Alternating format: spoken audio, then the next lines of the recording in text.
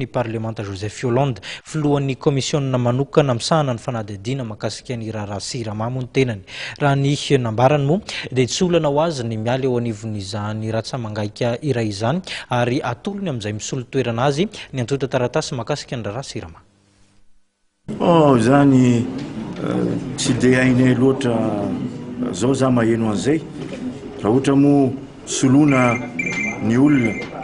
dia misolo olombelona indray zany tsy olana amiko raha amiko manokana zany tsy olana amiko fa ny asako amin'ny maha parlemantera dia tohizako hatramin'ny farany ho an'ny tanindrazana ity zay vitako ataoko rehefa voasolo moa ny tena bon dia anjaran'ny sasany koa mandray fa ny commission d'enquête fa bouclé io dia omeko ho an'izay namana anatin'le commission d'enquête ny dossier rehetrarehetra satria za moa ny président dia rehefa soloana dia omeko ny membre ny commission d'enquête le dossier izy indray no mitondra ny tatitra fa tsy problème amiko zany hoe soloana atao an'izao tsy olana